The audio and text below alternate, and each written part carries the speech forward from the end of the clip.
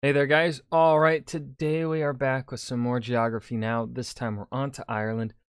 The eyes just coming back to back with some big fucking countries with lots of stuff in them. We just did Iran, Iraq, now Ireland. Next will be Israel. Um, Before Iran, there was India. We got some big swingers here.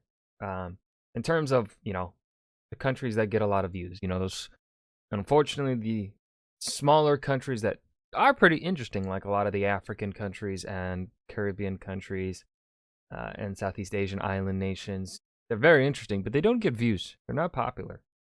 It's just a shame. But we're on a streak of the popular countries right now. Um, Before we dive in, make sure you go and check out the links in the description box below. I would love it if you joined the Discord and followed me over at Twitch.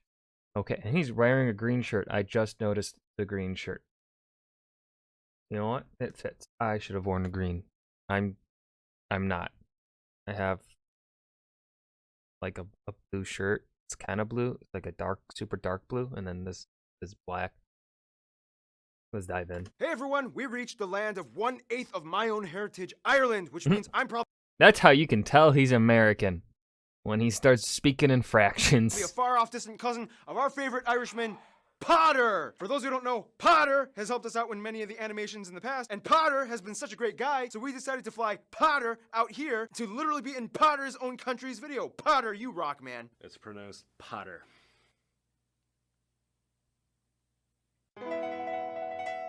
It's time to learn geography. No! Too late. I've been calling you Potter for like 2 years now. I'm not changing my mind. Anyway, we've reached Ireland. And I'm here to correct him if he gets anything wrong. So don't worry, lads. Yeah, that is so true, Potter. Ah, so that's what that feels like. Potter is fucking ripped. He's beefy.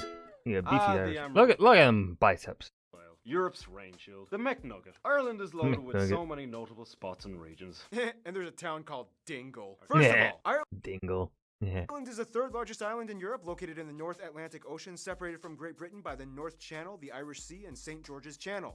Did you notice how I deliberately avoided British Isles? Yeah, good call. Now, here's where things get a little confusing. Ireland's subdivisions. Let's just get it over. But this is the thing about calling the British Isles, though, because I mean, people that call themselves British aren't really British, Well, the native Britons, the ones where the name comes from, are the Welsh. Historically, are the Welsh, or that's where they got pushed to. They got pushed to Wales, Scotland, and Ireland. But also the Irish are Gaelic, but the Britons are gay.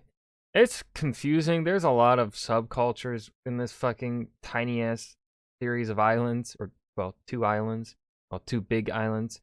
Then there are a bunch of other islands, mini islands that make up like they're around Scotland. There's a bunch of islands, and then there's the Isle of Man, like right in between, like Ireland and Scotland, England, and shit.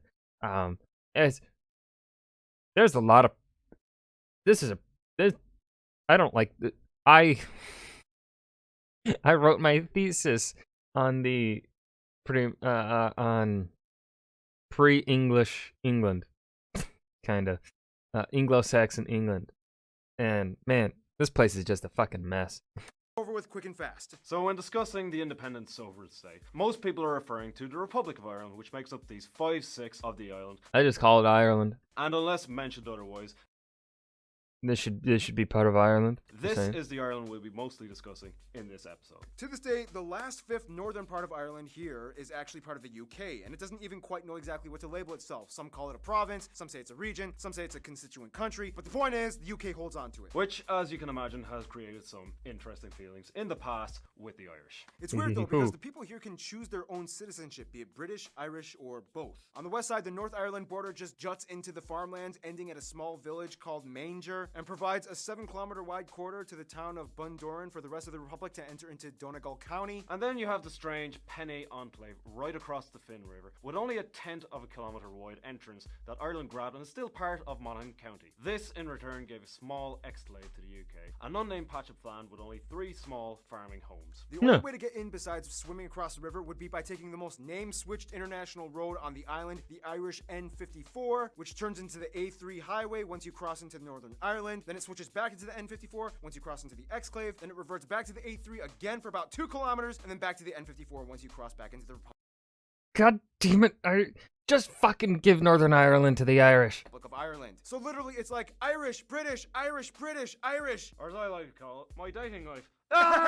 Also, the UK was like, instead of following the Foyle River all the way up to the Foyle Loch, why don't we just swerve left through farmland to take the entire city of Derry? Because hey, logic! Basically, to an Irish person, the entire island of Ireland, including Northern Ireland, is just Ireland. So if you consider the administrative divisions, the Republic of Ireland is divided into 26 counties. However, many also include the extra 6 from Northern Ireland and call it 32. But then there's the 2 city and county councils, Limerick and Waterford, and the 3 city councils, Dublin, Galway, and Cork, making 31 local authorities in the Republic of Ireland, and technically 37 again if you include Northern Ireland's counties, and the capital of Dublin. Sounds about right. Okay, yeah, Good job. I got that right. Woo. Historically, though, Ireland was also kind of split into 4 provinces that many people still refer to today. They are Connacht, Leinster, Munster, and Ulster. Northern Ireland is often referred to as Ulster, as it encompasses most of the counties that make up the historical province. Otherwise, the largest cities after Dublin are Cork and Limerick, with the largest airports being Dublin, Cork, and Shannon airports. Keep in mind, if Northern Ireland was included in this, Belfast would take the number 2 spots on each of those lists. In addition to being an island itself, Ireland also hosts hundreds of smaller little islands and islets. The most populated ones being Great Island by Cork, Achill Island in Mayo, and Grumna and the Arn Islands in Galway. Finally, some places of interest across Ireland might include places like Trinity College, The Guinness Storehouse, the Neolithic tomb course of they include Newgrange, booze. which is older than the pyramids of Giza, the Rock of Cashel, Glendalough in Wicklow, Woo. Blarney Stone of Cork, that island that was filmed at the end of Star Wars is called Skellig Michael, Tory Island, which kind of has like its own king. Scotia's grave where an Egyptian princess is buried supposedly. What? I didn't know about that one. You didn't even know that. Wow. I just found it off of Atlas Obscura. The Mound of Hostages, The Cade of Fields, the Sky Garden. Hookhead Lighthouse, the oldest continuously used lighthouse still operating in Europe. You live right next to it. Yeah. Sean's Bar, the oldest surviving pub and possibly the entire world. And of course, way too many churches, abbeys, castles, dolmens, tombs, everything. You can never have too many castles. That's an incorrect statement. Never too many. You need more castles, in fact. More. Way more. Else to list. Way too many of them. Way too many. Oh, and avoid Temple Bar, right? In Dublin. That's like a tourist trap, and you can't actually meet any real Irish people there. It's just don't go there. Don't go to Temple Bar. Give it a miss. Go to Coppers. Coppers. Yeah. Ah, beer. You guys know your way around the pint, don't you? Oh, well, Irish people do, but I don't actually drink. Oh, okay. Huh. After that manic cold. Oh, yeah. Huh? Bum bum. Ireland is very green. The end.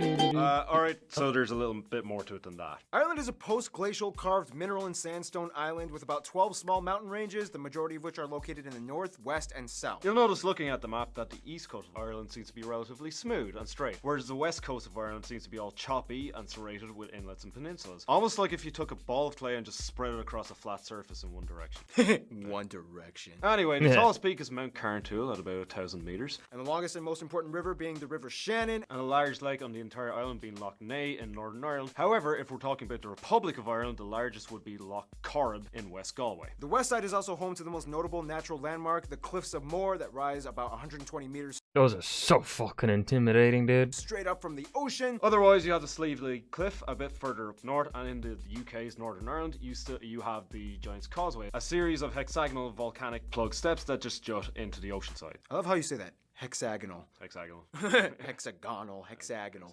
Now, despite being located fairly north in latitude, Ireland actually experiences a strange weather phenomena in which it actually kind of acts like a rain shield for the UK. It takes all the warm Really? Rain shield? It's still, as far as I'm aware, UK still experiences lots of fucking rain. air released by the North Atlantic Gulf Stream that starts all the way from the Caribbean. This means that although Ireland is on the same relative latitude as Newfoundland, Canada, they remain about 9 degrees Celsius or about 17 degrees Fahrenheit warmer, rarely reaching the freezing point, which in return means they hardly ever get snow. Oh, fucking really? However, that again in return means Ireland gets a ton of rain. Like seriously, over half the year is drenched. You only get like 2 months of sunshine and then it's back to the downpour. I mean, wouldn't that make you guys like kind of depressed? Why do you think drinking's a thing in Ireland? Speaking of I like this man. which, the abundance of rain allows Ireland to actually flourish in flora and agriculture, giving it its trademark green colour. Common crops being spuds, sugar beets, and grains like barley, oats, and wheat. I mean, the agriculture thing.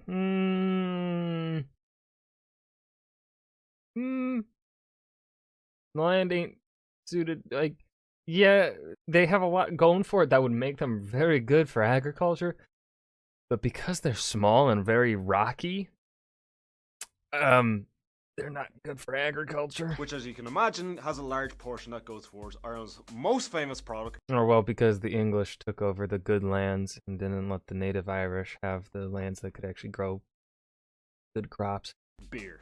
Beer! Ireland without beer is like Mexico without tacos, Koreans without kimchi, Argentinians without salsa, Bob Saget without his telekinetic laser vision. Yeah, beer culture is such an integral part of being Irish that even priests and nuns get in on the action and share a pint of Guinness. Which, by the way, the Bible never condemns alcohol, just drunkenness, so know your limits. Yeah, we go to confessional a lot. Otherwise, some top notable Irish dishes might include things like Box tea, potato bread, brown soda bread, bacon and cabbage, too many stews to list like coddle and Irish stew, black pudding, oysters, and Guinness. And overall, you can find potatoes cooked various ways with like everything. In addition, Ireland is also the perfect habitat for about 26 species of mammals like the red fox, European hedgehog, the stoat, pygmy shrew, and badger, and the one land reptile that is native to the country, the viviparous lizard. Speaking of which, no, the story of St. Patrick driving all the snakes out of Ireland was probably not true. Ireland most likely never had snakes due to its geographic isolation from the rest of Europe, and also St. Patrick probably wasn't Irish, he was Welsh. Yeah, lots of misconceptions when it comes to Irish people. Which brings us to... Well, at least St. Patrick wasn't English, right? That's all that matters. Hey, so Potter, sorry, Patter. So what does it mean Patter. to be Irish? Patter. Oh, we're Patter. all about the crack in Ireland, so we are. Yeah, crack. What? Crack? Crack every day and night of the week. We love the crack, so I do. DA, freeze! Hands work! See them! Common misconception. See, we're not actually talking about drugs, we're talking about... Resisting arrest! We're not...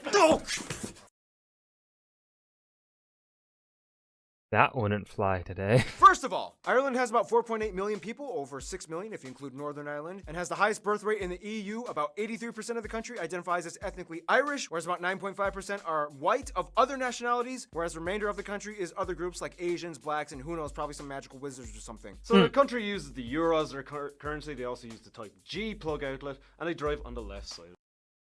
No.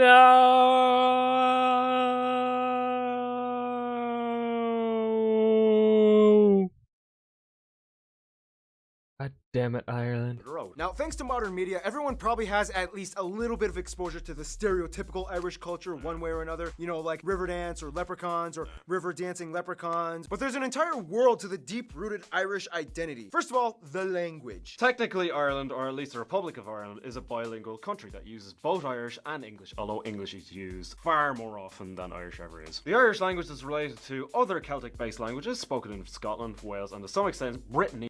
Hold on, let's take a look here. Ooh. So the Welsh are the only ones that are really keeping their language alive. Scottish Gaelic is dying. Well, it's staying alive on the island, at least, here. Oh, man. I wonder if Irish Gaelic is gonna fucking die off. I'm surprised Breton is actually still known. But yeah. In France. Just when you thought you were safe after the Iceland episode, Irish comes along and suddenly M and H make a V sound, D and H make a G or Y sound, B, H, and F sometimes make like a W sound. Alright, Paul, let's see you take a shot at saying these words. Alright, R, I, R. Fuck. R. Avath. Late? Late. Nope, Ariglat, it means go on. Alright, what the fuck? Tafak. Talk. Nice try. It's talk duck, it means important. Talk. What? Letras. Lythris? Letras. Nah, lehers, it means if you're gonna have words that don't even make a sound, why include them in the word? It's Laris. Get rid of the TH. Toilet. Fey. Yeah, no, I give up. Nacht. Actually, that was just one I made up. But nice try. For a long time, the language was suppressed and discouraged by the English-speaking rulers to the point where a couple of generations were greatly affected and grew up barely knowing their own native tongue. Today, the language has seen a huge resurgence and is one of the core subjects in most primary and secondary schools. Although less than half the population claims to be fluent in Irish and only a few communities actually speak it regularly in daily life, the Irish language still survives into the 21st century. All the public signs are posted in both languages. They even have an Irish-speaking TV channel, radio station, and even an online newspaper. In order to get a real Nice. feel of Ireland, though, you kind of have to know a little bit of history, which will take way too long to explain, but in the quickest way we can put it, Stone Age. Celtic culture comes in. Chiefdoms. High Kings. Christianity. Vikings. Normans. Castles got built. Black Death. Henry VIII split from the Catholic Church and attacked. Ulster Plantation and quasi-English rule Oliver Cromwell. Wars. Theobald Wolfe, who led a failed rebellion. Potato famine. Sons moved to the US and Scotland. Gaelic revival. North doesn't agree. Conflict and persecution against Catholics. Home rule. Home rule suspended. World War I, Eastern Rising. IRA fights. Irish Civil War. Free Staters won. World War II, they remain mostly neutral. 1969 civil rights marches. Northern Ireland gets more drama. They joined the EU. Good Friday Agreement. Celtic Tiger. Financial crisis, but they still grow and move forward. And here we are You know what? That was a decent, summary. today. As mentioned, the largest ethnic group of people in Ireland, the Irish, come from a long line of people known as the Celts or the Celtic. It's Celtic, Boston. Celtic. Not Celtic. Thousands of Yeah, fuck Boston. years ago, the Celts roamed all across continental Europe. However, the rise of And then Julius Caesar did a little thing called a genocide. empires and warring people groups kind of pushed them all the way west into the Isles. And the Celts had an incredibly complex system of tribes or clans and families that dominated certain regions with their own chiefs and kings. This is partially why so many people in Ireland have Mech, or the almost exclusively Irish used O prefixes in their last names, which translates to son or descendant. Prior to Christianity, Celts were primarily farmers and cattle herders with pagan and Druid roots. With some controversial practices recorded by the Romans. Christianity came in and then Catholicism played a huge role even to this day. However, certain ancient traditions still lived on, like the festival of Samhain. Sound. Really? What? I thought M and H make a V sound. Nah, it depends. Sometimes it does, sometimes it doesn't. God, stupid rules just like there are in English. Ugh, your language. Sound later became known as Halloween, which became popularized and is celebrated all across the world today. However, originally they used to use turnip lanterns, not pumpkins. Folklore and tradition is strong. We've all heard of leprechauns, but there's also Fionn McCool and the Fianna of the Fenian cycle, Cuchulainn the Hound, Deirdre and Grania, similar to the Princess Isolde and Tristan in Arthurian legend, and so much more. And the two most popular sports, which are almost never played anywhere else in the world, Gaelic football. And hurling. Oh yeah, that's like The fuck is hurling? I've never heard of it. a Irish Quidditch or something, right? Yeah. Yeah! Don't call it Quidditch. Oh yeah, this is a hurl. Oh wow, that's pretty cool. How do you play with that? Why don't we ask Jason Statham? Speaking of which, there is no universal Irish accent. You get different dialects from different regions. For example, Oh, this tosser thinks he's great. Now he's on YouTube. I'll wrap this hole round his neck. Big fat head on him. Well, I came home on a Monday night as drunk could be. I don't know who you are or where you are, and I will find you and return this wallet. dude, thank God you came here because I would have offended the entire country and gotten stabbed within hours of upload if I attempted that. Oh, yeah. Otherwise, some famous people of Irish descent might include people like Oscar Wilde, James Joyce, Bram Stoker, Samuel Beckett, Bram Stoker was Irish? Huh. chemist Robert Boyle, Graham Norton, Terry Wogan, the Irish PewDiePie guy, That is such a 2017 reference.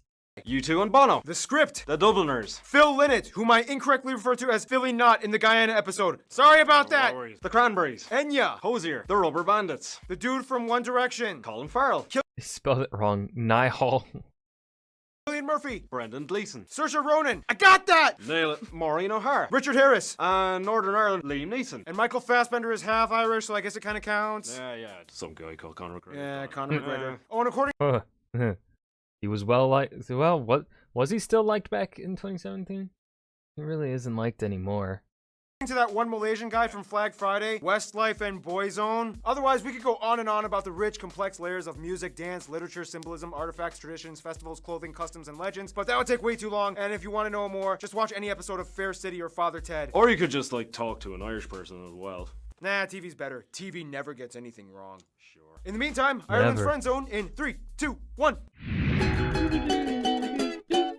No matter where you find them in this world, you know you're gonna be lucky when you find an Irishman. First of all, as an EU member state, Ireland has strong ties to many of their continental neighbours, specifically the Catholic countries like France and Spain. The French and the Irish have a long history of joining up in the squabbles against the British. And about 60% of students in secondary school learn French. Spain is not only close and does good business, but it's also the #1 tourist destination for the Irish, as about a quarter of their entire population visits at least once a year. Surprisingly, the Lithuanians have been flocking to Ireland since the 90s after the collapse of the Soviet Union and make up the third largest immigrant group after the British and the Polish. But keep in mind, the Polish, they like go everywhere, so it's no shocker. I mean, remember how they made up like 8% of Iceland's population?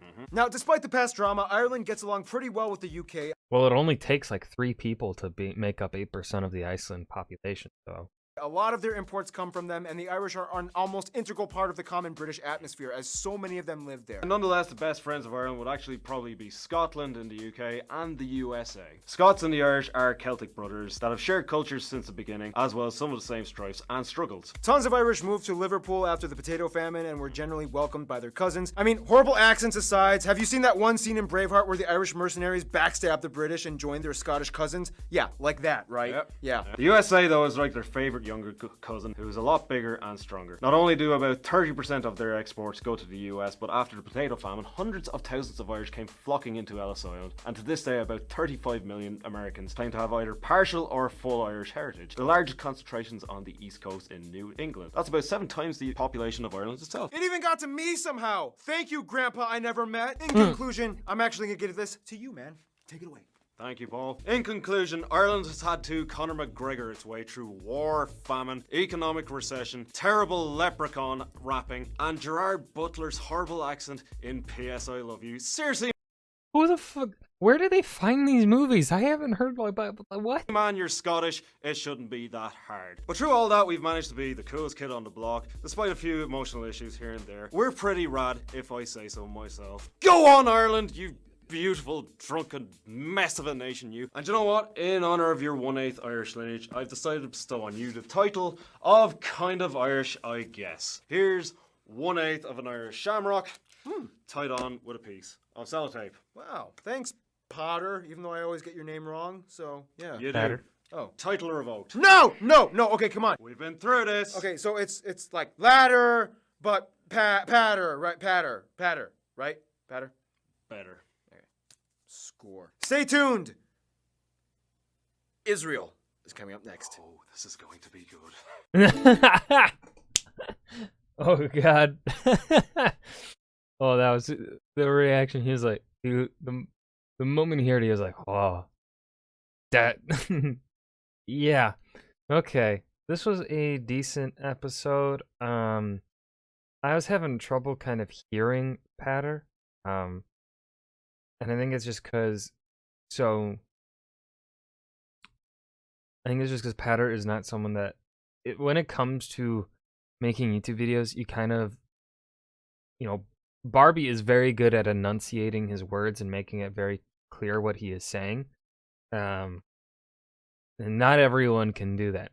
Patter is one of those people that, at least, he's not, he didn't seem to be enunciating. He just seemed to be speaking, not enunciating, which is, I think, a common problem with a lot of the guests that have come on Geography now, is that they tend to just speak. They're not content creators. They're not hosts like Barbie, where they speak in front of a camera all the time. And so they, Barbies learn to enunciate better and better, whereas the guests don't, because it's not their job, right? So for me, this episode kind of takes a step down, because a lot of Patter was saying a lot of the information for this episode, but because of the mix of his accent and him not enunciating more clearly, which again I'm not faulting him for, has made it a bit difficult to really grasp all of what was being said. And he also sounded in parts a lot more quiet than Barbie's mic levels. He sounded a lot more quiet, so I don't know if he's also just very quiet speaking in general, and they just didn't you know, they just did like one take and then didn't bother to do a couple takes or something. I don't know. But yeah, that was Geography Now Ireland. I hope you guys enjoyed. Remember to hit that like button and subscribe for more. And I will see you guys in the next video. Peace.